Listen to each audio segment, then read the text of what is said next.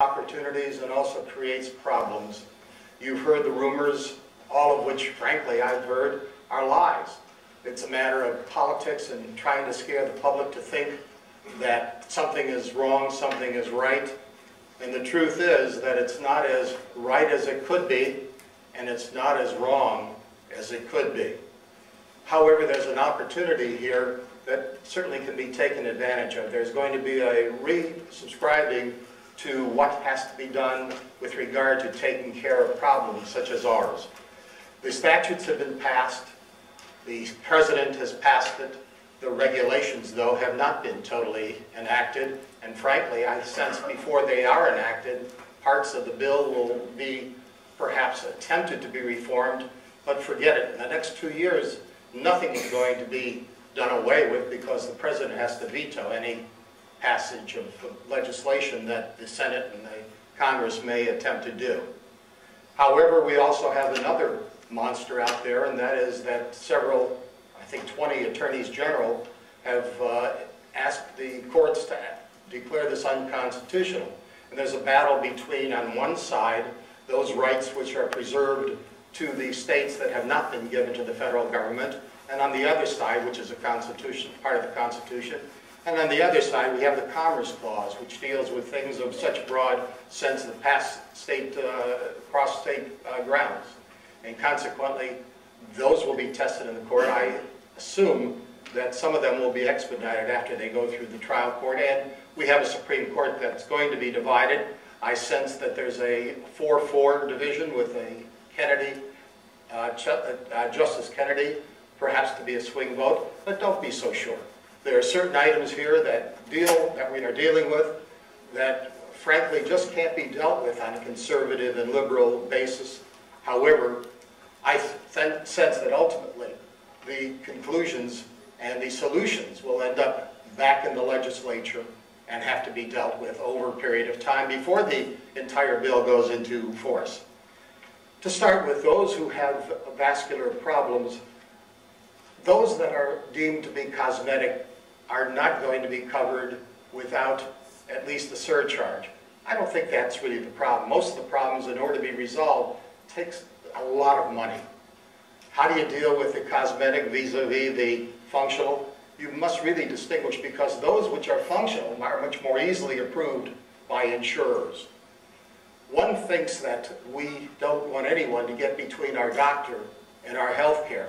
The truth is, it's never been between our doctor and us. It's always been between our doctor and the insurer. In fact, the major influence in what takes place and how we get those problems resolved, has always rested with the insurer. Throughout my practice, I've constantly fought with insurers. To be quite frank with you, many of them have policies which aren't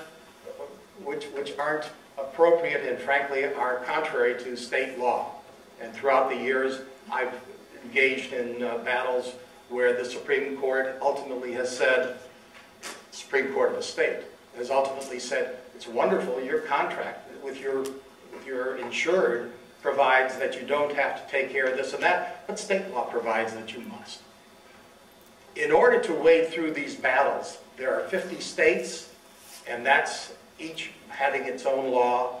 There's federal law, which at this point we're going to see whether that law will be able to preempt state law. I believe that the federal law will set some sort of basis, but not the ultimate in what will be the law that will affect your rights to be covered by insurance. With regard to private considerations required by the federal law and various state laws, I think we're going to see ultimately what part the federal law has to setting, I think, base, not the top of the coverage. I think we'll always find that the insurers themselves will have limitations as to what they will pay for. Their concerns are making profits, not necessarily for their shareholders, which they say we have a duty to make profits and money to pay our shareholders, but frankly, as I've seen over the years, there seems to be the top part of all the profits paid off to the CEOs and other high officers. In order to be able to, I think, deal with these kinds of problems, there must be a distinction between the functional aspects of the problem as opposed to the cosmetic parts of the problem. And in dealing with that, if I'm going to be dealing with this over here, I think I'm going to have some real problems because it's not all together in one place. Please excuse me. I don't want to deal with this because it's too short and doesn't show you the total picture. In order to have your coverage for insurance, I think it's going to have to be worked up in the form of what do I not, or what am I not able to do? If you can't physically taste, smell, if you can't physically function in the manner of the problems that you have, this becomes a functional impairment and should be covered by insurers. The psychological aspect of this is extremely important because, in essence, it's my vision over the years working with mental health that the self-esteem of individuals greatly suffers. Recently, we certainly have a classic example of what happens when children think less of themselves, even adults. We've had suicides, we've had bullying. All of this comes, I believe, from children who grow up, become adults, can't cope with the problems, have less self-esteem, feel themselves worthless, and take steps that we've seen recently, people jumping off of bridges. Recently, we've seen bullying. What happens is, many of you have children, you know that when your kids go to school, their most vulnerable points are soon assessed by their colleagues or their fellow students, and they are the brunt of most of the problems. And they get picked on, and that certainly destroys their self-esteem. It's been my experience in the cases that I've handled that one of the major problems are the doctors and the people who assist them. Number one, it's important to take a substantial history of the problem. It's important that you, as patients, provide them with that history. And many times, the doctors who are dealing with your physical being don't take the holistic approach, and consequently, failing to take the holistic approach, they miss the major part of the problem that is the psychological.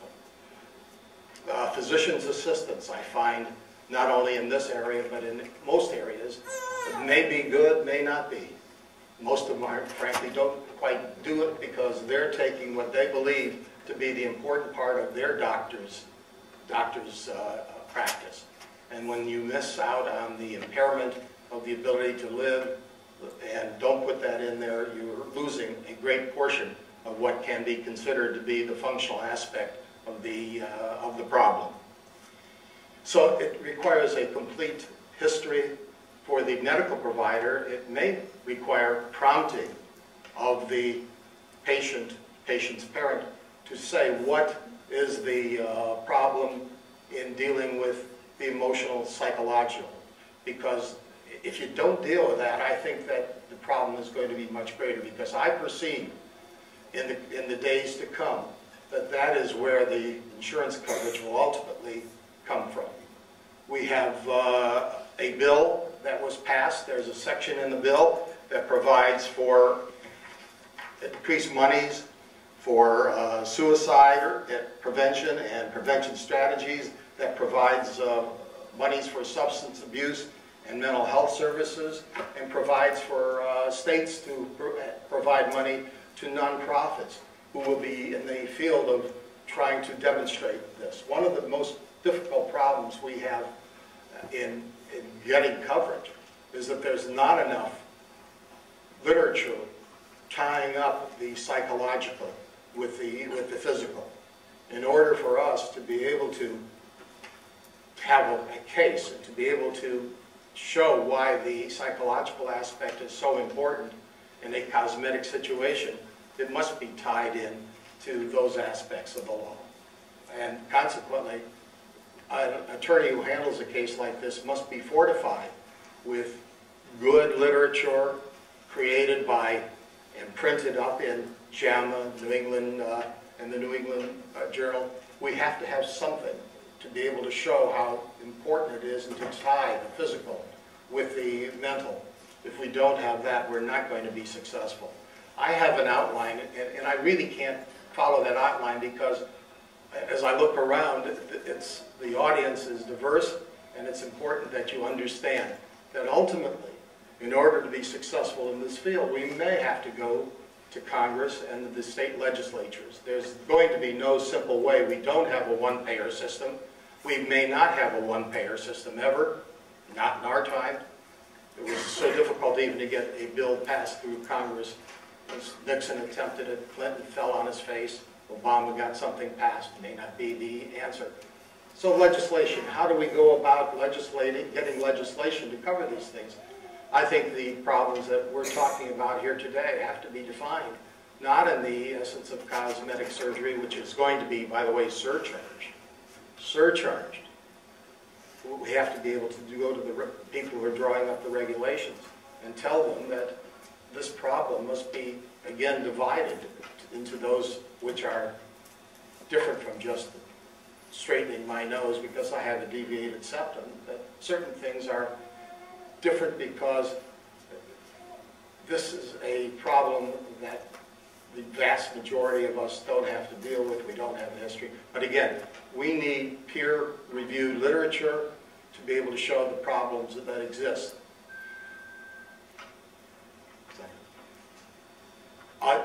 In conclusion, as I look around here, those people who want to assist in getting these things done have to become part of the solution and have to get involved. Otherwise, you're part of the problem and you'll have the same ongoing problem. Became involved in this 20 years ago. The problems are increasing. 20 years ago, I was able to get problems resolved and we've fallen back. Thank you.